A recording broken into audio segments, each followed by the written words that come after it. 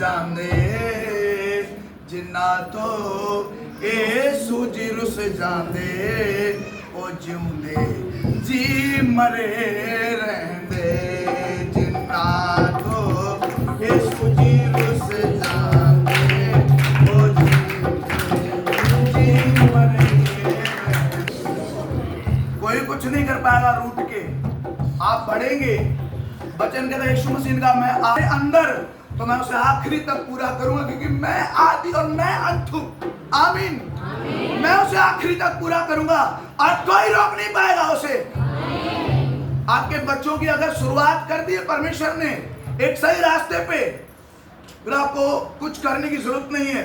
परमेश्वर उन्हें आखिरी तक लेकर जाएगा। तुम जब तक जिंदा हो तब तक देख रहे हो, इधर उधर लिंक जोड़ रहे हो, मरने के बाद कहां लिंक जोड़ोगे? आपका परमेश्वर नहीं मरा हुआ है, वो जिंदा है, वो उन्हें सही रास्ते पर लेकर जाएगा। अगर आपने अपने बच्चों को प्रभु को दिया है तो हाँ या ना? सब बोलो हालेलुया, सब बोलो हालेलुया। चलो लोग वचन सुनेंगे आज।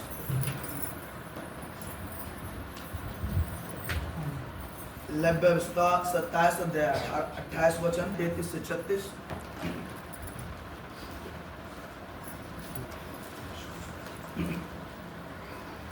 यहाँ पर कुछ भी ऐसा नहीं है जो तुम करो और तुम्हें फल ना मिल के किसी और को मिले। जितनी आज्ञा, अगर आप प्रेयर कर रहे हैं तो उसका फल किसको मिलेगा? आपको। अगर नहीं कर रहे हैं तो नुकसान में कौन होगा? आप। हमारे को कोई नुकसान नहीं होगा, हम कर रहे हैं। आमीन, हालेलुया। जो हम आपको बोलते हैं कि करो प्रेयर, क्यों करनी प्रार्थना, क्यों बोना है, क्यों उपवास करना है, क्यों नम्र बनना है, क्यों दीन बनना है, क्यों लोगों को माफ करना है?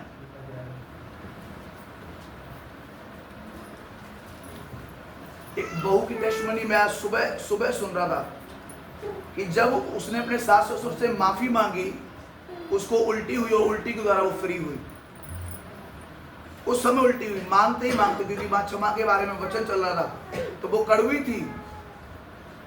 उसने तुरंत माफी मांगी कि नहीं, मुझे अब इस चीज में और ज्यादा आगे नहीं जाना है। बहुत कड़वा कर लिया अपने आप को। आमीन।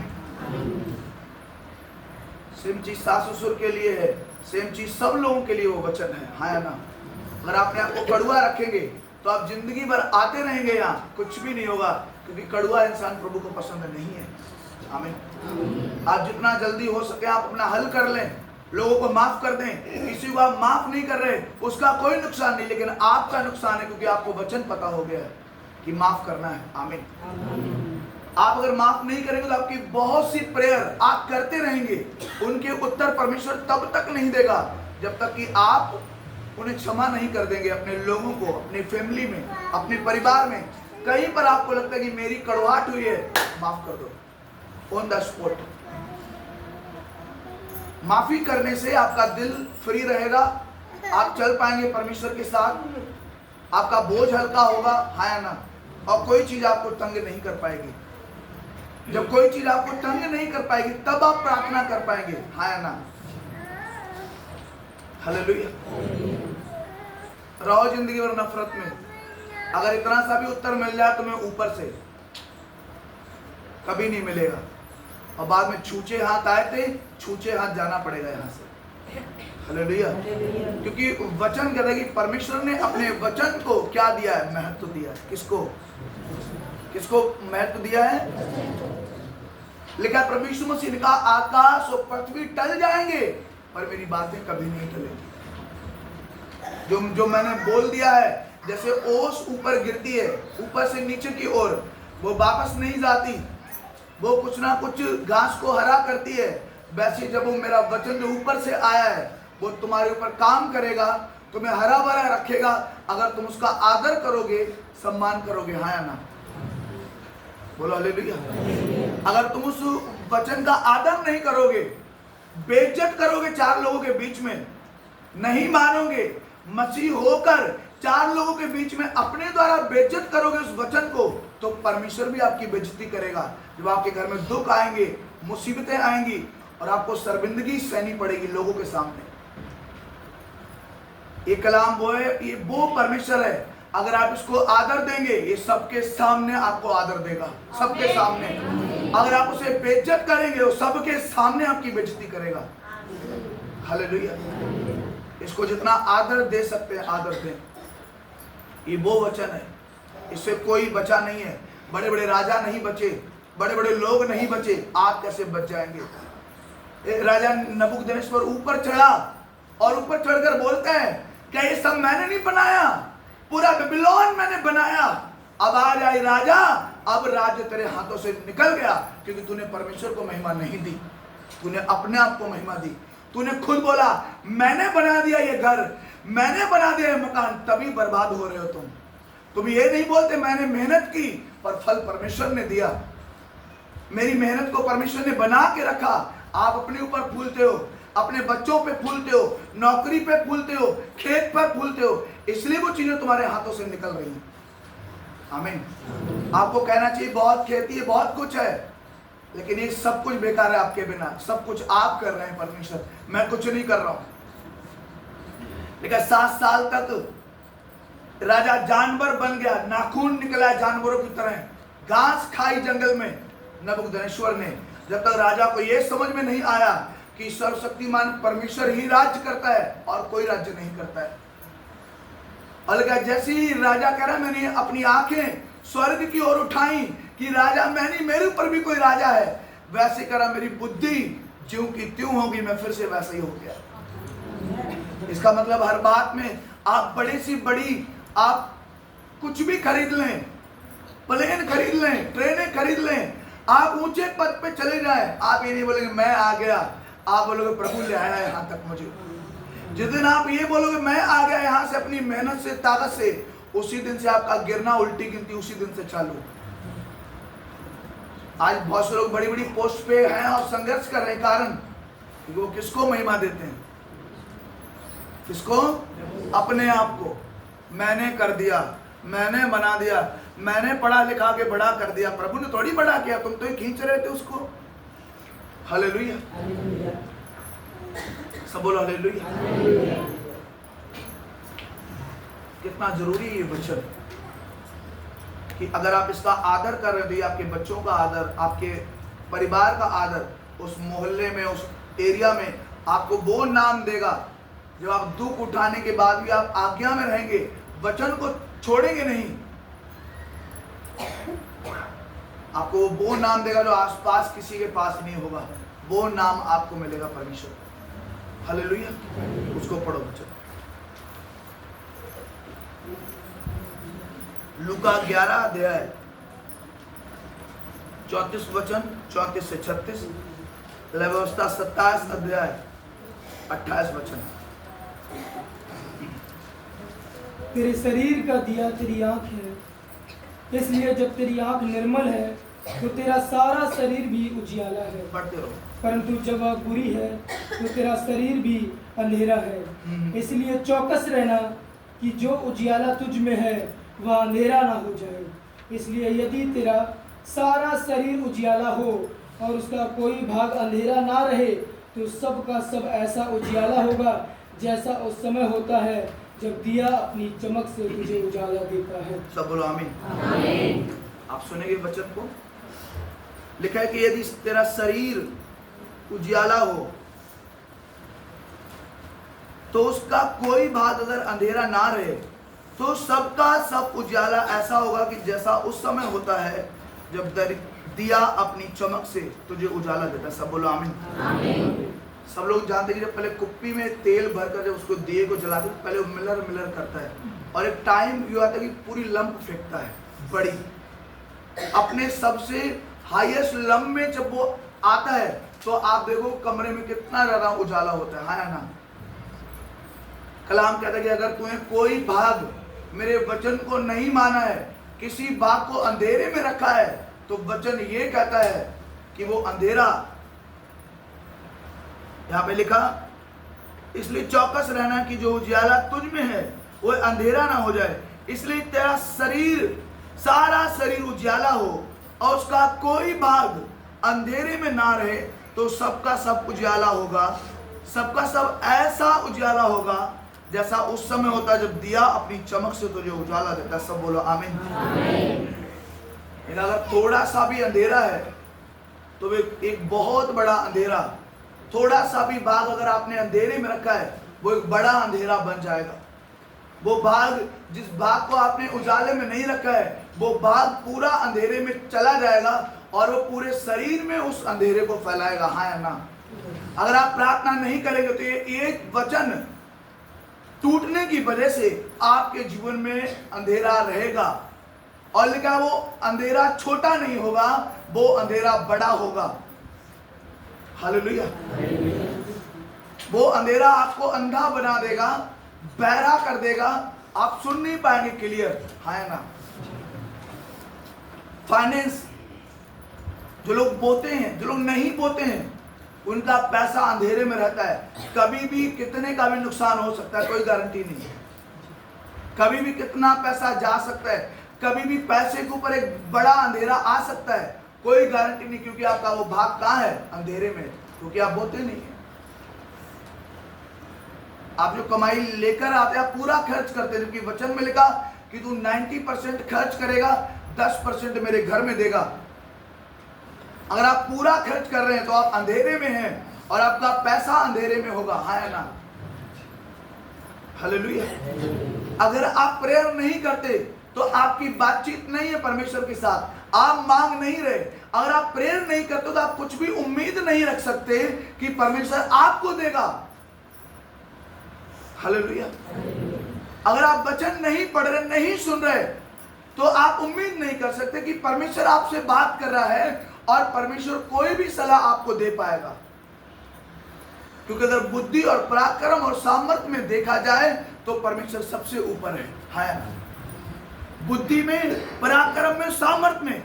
और आपको उसकी बुद्धि की, सामर्थ्य की और पराक्रम की जरूरत है, सुनने की जरूरत है, उसकी सलाह की जरूरत है, लोगों की सलाह से कई ज्यादा बढ़कर।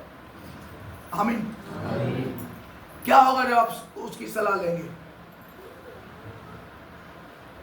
आपसे बात करेगा, वो आपके बच्चों के बारे में आपसे बात करेगा, वो आपके फैमिली के बारे में आपसे बात करेगा। हाँ ना? और जब आपसे बात करेगा, बात करने के बाद वो आपका पूरा परिवार, पूरा घर, पूरी लाइफ को उजाले में लाकर खड़ा कर देगा। और वचन ये कहता है वो सबका सब उजाला होगा। सबका सब, कि कोई भी भाग अंधेरे में नहीं होगा, सब उजाला होगा। अब कलाम कहता है जब वो उजाला अपनी सबसे ऊपर वाली चमक में होगा तो वो कितना भयानक, कितना बड़ा होगा तेरे लिए, लोगों के लिए। कि पूरी दुनिया अंधेरे में और कहीं बहुत बड़ी लाइट अपने चरम पे ऊपर जाके चमक रही, वो आप होंगे। हालेलुया। सब बोलो हालेलुया।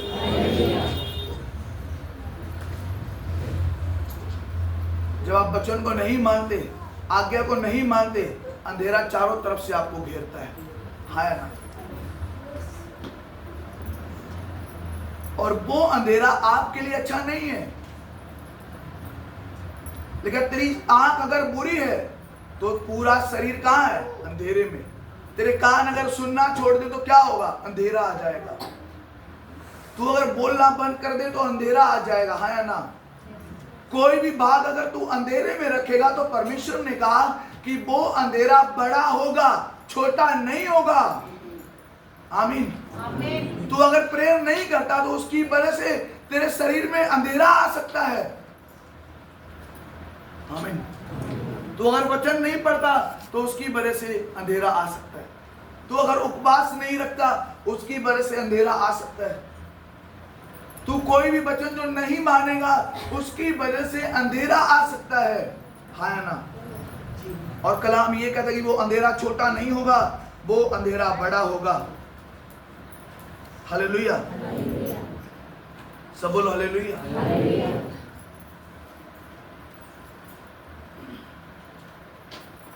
अब आपको चुनाव करना है कि मुझे अंधेरे में रहना है या उजाले में रहना है। कलाम बोला तुम पैसा रुपया अपने घर लेकर आए और मैंने उड़ाया उस पैसे को। कहीं नहीं लिखा है कि तुमने उड़ा दिया। कुछ लोग ले बहुत रुपया उड़ाता है, क्या उड़ाता, क्या ऐसे ऐसे करता है क्या? कुछ लेता ही होगा, खाता ही होगा, कुछ तो कर ही रहा होगा। वचन कहता है मैंने उड़ाया वो पैसा, है ना। बहुत से लोगों को अगर आप देखेंगे तो हॉस्पिटल के दौड़े लगाते रहते हैं, और कारण ये नहीं है, कारण ये है कि वो बोलते नहीं, वचन पता होने के बाद नहीं मान रहे। आमीन। कल जब एक व्यक्ति मुझे रात में मिला तो मैंने उसको कहा सुन, तेरे को वचन पता है, पता नहीं होता तो कोई बात नहीं थी, पता है तो ये तेरे लिए भयानक हो सकता है। हालेलुया। गिरना दोनों को ही है, जो जान के गिर रहा है उसके लिए भयानक हो सकता है ज्यादा, क्योंकि उसको मालूम था और वो गिर गया, तब उसे लगेगा हाय मैं क्या गिर गया। लेकिन जिसको मालूम नहीं वो भी गिरने के लिए जा रहा है, लेकिन उसको पता नहीं है। गिरने दोनों ही जा रहे हैं, जिसको पता है वो भी, जिसको नहीं पता है वो भी। हालेलुया। सब बोलो हालेलुया। इसलिए सबसे ज्यादा शिक्षा की और वचन की जरूरत है आपको। बोलो आमीन। जब आपको कुछ बोला जाता है, इसका मतलब ये नहीं कि आपसे कोई नफरत करता है, आपसे जलसी करता है। अगर आपको डांटा जाता है, बोला जाता है, इसमें फायदा आपका है। आमीन। कि अगर आप उस वचन को पकड़ लेंगे और मानेंगे, इसमें आपकी फायदा होगी। और जब आपकी फायदा होगी, आप बरकत पाएंगे, और बरकत पाने के बाद आपको देखकर बहुत से लोग प्रभु को मानने लगेंगे। आमीन। हालेलुया। हालेलुया। सब बोलो हालेलुया। आज बहुत से लोगों का पैसा अंधेरे में है, रुपया अंधेरे में है, और आकर के पास्टर प्रेयर करो कि पैसा बचे। पैसा बहुत बर्बाद होता है। तो वचन दिया है प्रभु ने, उसको हम पढ़ेंगे। व्यवस्था सारी वस्तुओं में से जो कुछ कोई यहोवा के लिए अर्पण करे, चाहे मनुष्य हो, चाहे पशु, चाहे उसकी निज भूमि का खेत हो, ऐसी कोई अर्पण की हुई वस्तु ना तो बेची जाए और ना छुड़ाई जाए। जो कुछ अर्पण किया जाए वह यहोवा के लिए परम पवित्र ठहरे। सब बोलो आमीन। फर्स्ट शमूएल, पहला शमूएल 7 अध्याय 2 वचन।